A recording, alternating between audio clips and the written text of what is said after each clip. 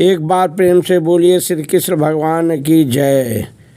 एक बार शौनक मुनि नैमिषारण्य में 12 वर्ष का सत्संग कर रहे थे तो श्रोताओं उसी समय उग्रश्रवा नाम के एक मुनि आ पहुँचे। सब पूछने लगे आप कहाँ से आ रहे हैं।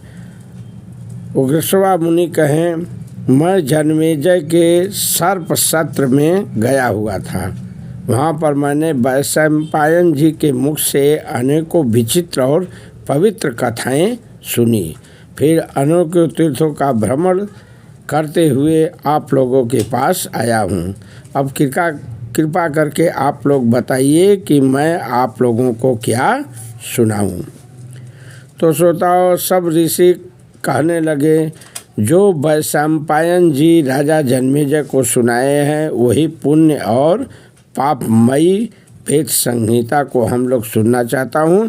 कृपा करके हे मुनिवर आप हम लोगों को वही सब कथा का श्रवण कराइए।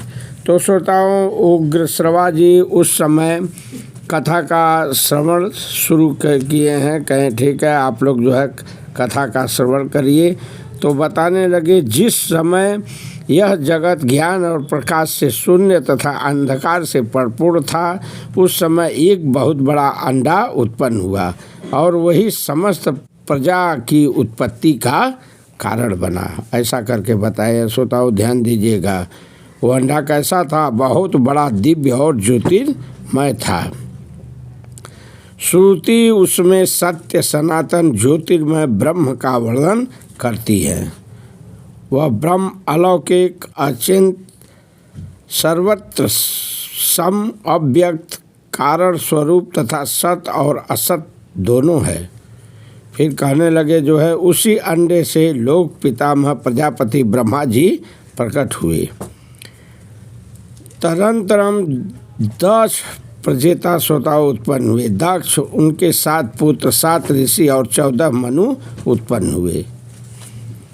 विश्वदेवा आदित्य वसु अश्विनी कुमार यक्ष साध पिशाच गोहाक पितर महर्षि राजर्षि जल भूलोक पृथ्वी वायु आकाश दिशाएं संवत्सर ऋतु मास पक्ष दिन रात तथा जगत में जितने भी वस्तुएं हैं श्रोताओं सब उसी अंडे से उत्पन्न हुई। ऐसा करके जो है मुनि लगे बताने और कहने लगे यह संपूर्ण चराचर जगत प्रलय के समय जिससे उत्पन्न होता है उसी परमात्मा में लीन हो जाता है।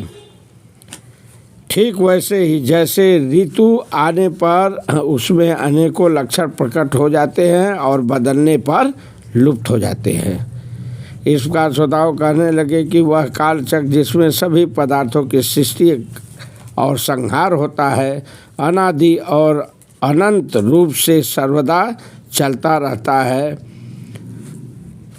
वही जो है फिर बताने लगे 36,333 देवताओं की संख्या कितनी है श्रोताओं? 36,333 सब बताने लगे जो है सब देवताओं की संख्या इतनी है। फिर कहने लगे विश्ववान के 12 पुत्र मनु के 2 पुत्र इस तरह से जो है सबका लंबा जो है वहाँ पर खाता श्रोताओं खोले हैं सबको सुनाए हैं जो है। इस तरह से कहने लगे बहुत से वंशों और प्राणियों की सृष्टि की यही परंपरा है। ऐसा करके श्रोताओं कथा बताए हैं। समय का अभाव है कथा यहीं पर समाप्त की जाती है। एक बार प्रेम से बोलिए श्री कृष्ण भगवान की जय।